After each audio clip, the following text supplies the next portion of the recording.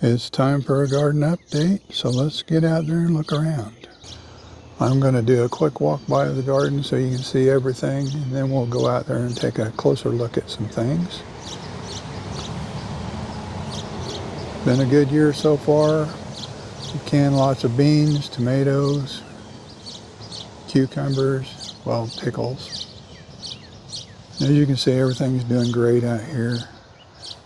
Just had a rain a couple hours ago, so I'm out here doing the video before it gets muggy.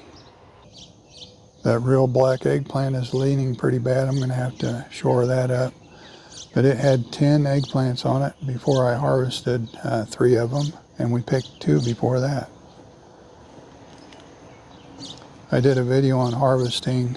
If you haven't seen that, I'll put a link down in the description. But as you can see, the micro tomatoes that I put in here in the raised bed are starting to get ripe now. And all of them have tomatoes on them. So those will be producing probably from now until frost, I'm guessing. The Matoyo, I picked the first one of those also. I've got some beets growing in the green stalk planter where I pulled some things out. And a little cilantro too. Every other one on this row is cilantro. And the other ones are beets. Got some micro tomatoes, some parsley, some beans on the bottom. I've picked a bunch of ripe ones off of this Jimmy Nardello and Courbaki cross. It's got one ripe one in there, I see. But as you can see, it's just loaded with green ones. And interestingly enough, the green ones actually have some sweetness to them before they get ripe. This jalapeno has some nice peppers down at the bottom. And we just picked a bunch of those not too long ago. Here's a look at some that we harvested, and I think they're pretty nice ones. There are still quite a few small ones left on the plant. This is a phenotype of the candy sticks pepper that gets really tall. It probably gets over 4 feet tall, whereas the other phenotype that I'm carrying forward only gets to about 1 foot to 2 feet tall. This is a pepper called Johnny Song, and as you can see, it's got some interesting features to it. That part's almost entirely white, and those white leaves turn to a light purple as they are exposed to more sunlight. And it's finally getting some ripe peppers. We're getting tons of tomatoes, and I've been doing some taste testing on my own to decide which ones to carry forward. I've saved seeds from about 8 or 9, I believe. But if you look out across the tomatoes, you can see lots of green tomatoes and lots of ripe tomatoes.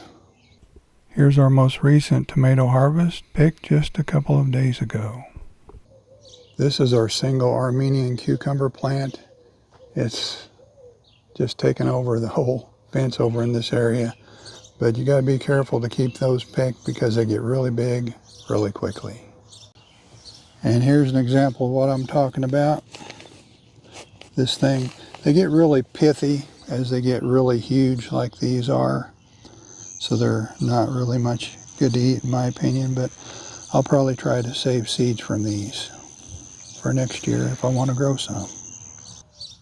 This is a little heirloom variety of pepper called albino bullnose, and it looks like it's got about 4 of them that are on the plant, and it's got a bunch of little tiny buds started, so it'll have more to come.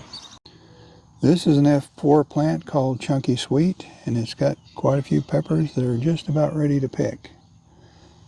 And the plant itself, here's another one, they get to about 4 feet tall or so, and they're very productive. The China Jade cucumber is up to the top of the trellis, about 7 feet tall or so. And it looks like I should have picked this one yesterday, but it's still good. We've been picking cucumbers pretty often, sometimes a few more than this, and sometimes a few less. Here's a quick look at the rattlesnake pole beans. We've been picking lots and lots of beans. This one's over 8 feet tall. And let's go look at the Monte Gusto over here. It's over 7 feet tall, and just look at all those beans. We picked quite a few already, and it just has lots of little beans and tons of blooms. It's just amazing how many beans this thing has had on it this year. And you can't see them all because there's some down behind on the other side of the trellis. I go behind it to pick as well as in front.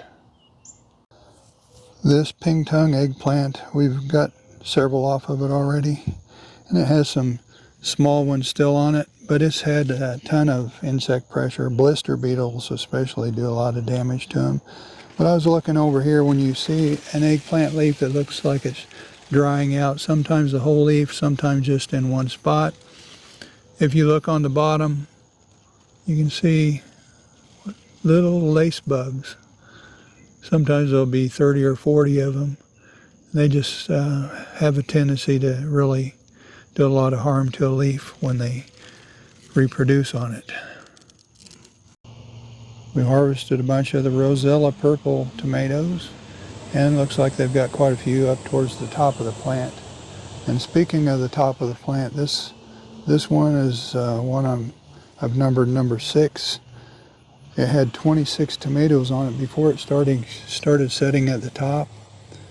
And now it's got a ton of tomatoes on the top, and the plant itself is so heavy that it bent over.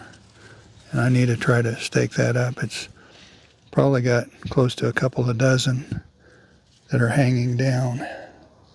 There's what the stake looks like. It went up to the top of this metal stake, and this green stake here is a little flimsy, so I had to beef it up a little, and it's still bent over. The fennel plant over here has produced lots of caterpillars, and we take those indoors. There's 3 tiny ones on that one flower head there. It's not focusing very well, but you can see them, I think. Anyway, they're just all over this plant. Take them inside, and when they'll turn into a chrysalis, and then they'll come out as a butterfly, and then we release them. So far we've released 13 butterflies, and here are a couple of them. These are both females. I've had 4 different tomatoes that have set on over 40 tomatoes on a plant, and this is one of them. This is number 12. The first one I tasted on that didn't taste very good, but the last one that I tasted really good, so I'm going to save seeds on that one to carry forward. Don't forget to like this video. It really does help the channel. And also comment and share. And if you haven't subscribed, please subscribe. Thanks for watching. We'll see you next time.